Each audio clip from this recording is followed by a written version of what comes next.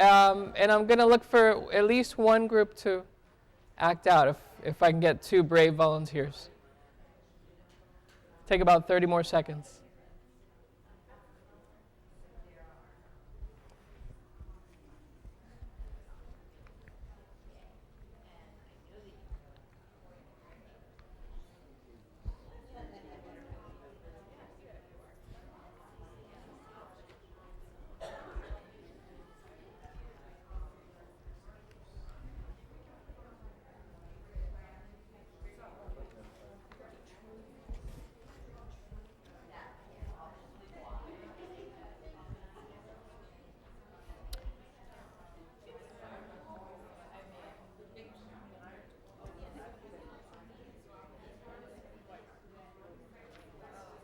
Okay. We're real short on time, so if I can ask for your attention again for the last couple minutes.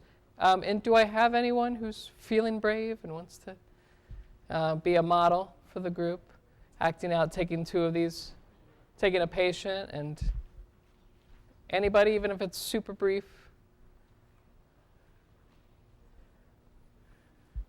I won't put you on the spot, because I know I didn't give you a ton of time, but anybody? Or if you're not going to act it out, can you share with us the experience that you had working through it, role playing, and if you found it helpful?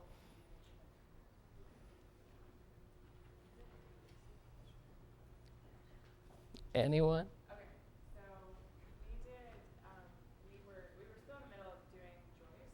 Okay. Who is a 34-year-old black female. She's PTSD. Sounds like she's really smoking and helping her anxiety.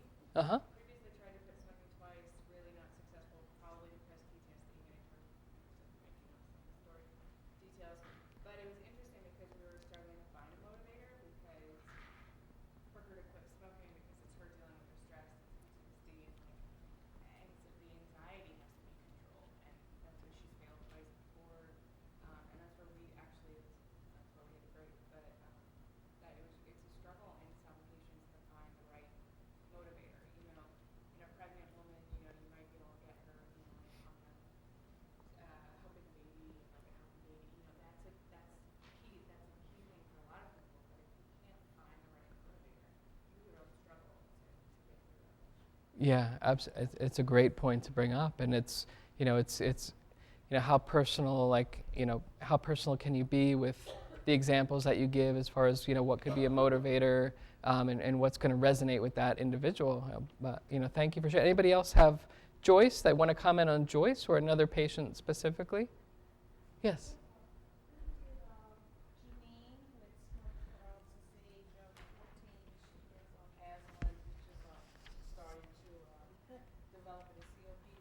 Yeah. And obviously, I guess the interviewer.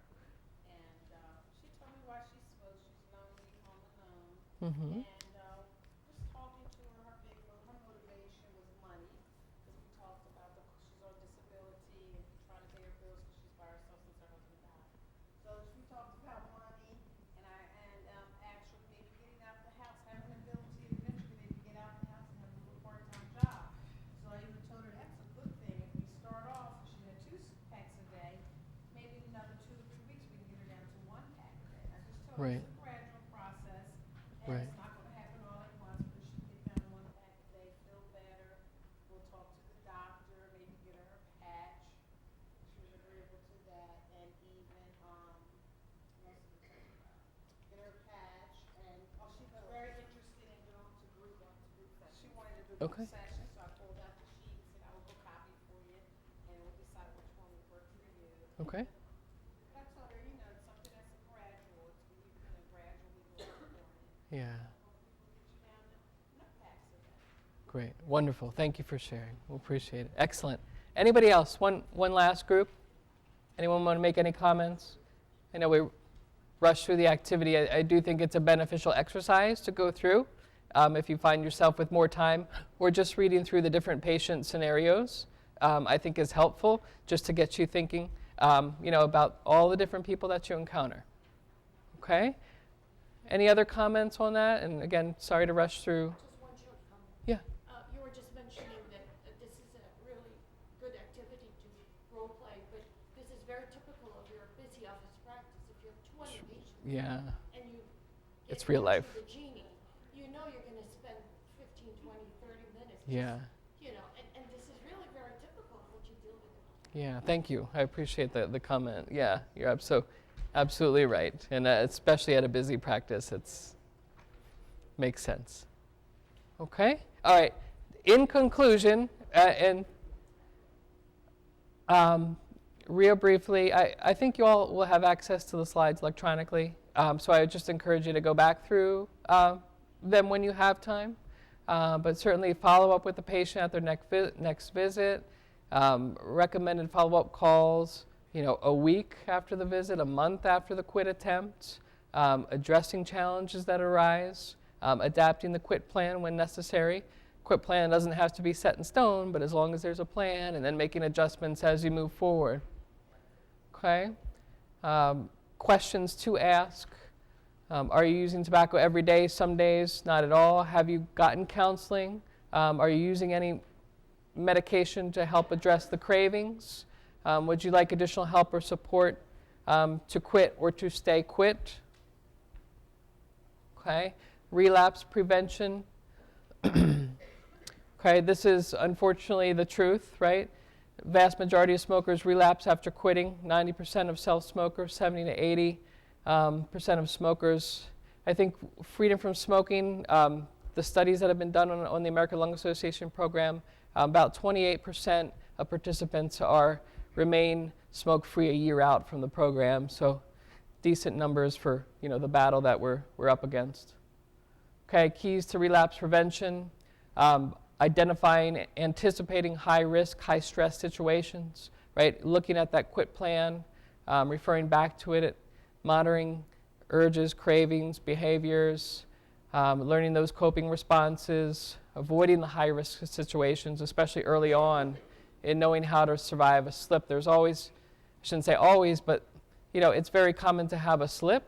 We just don't want a slip to become a full relapse. So a slip we can deal with, right, and get past. Just figure out why it happened, address it, keep moving forward to prevent that full relapse. Okay. High-risk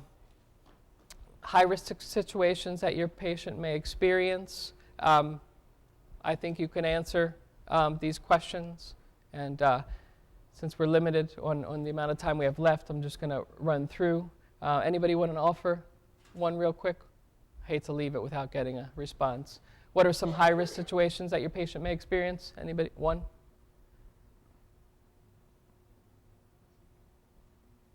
Sure.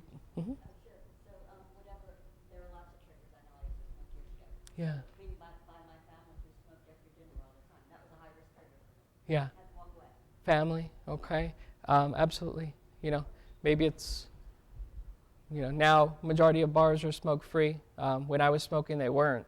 I had to stay far away from the bars. And my friends that went to the bars and say, either come over or join you somewhere else.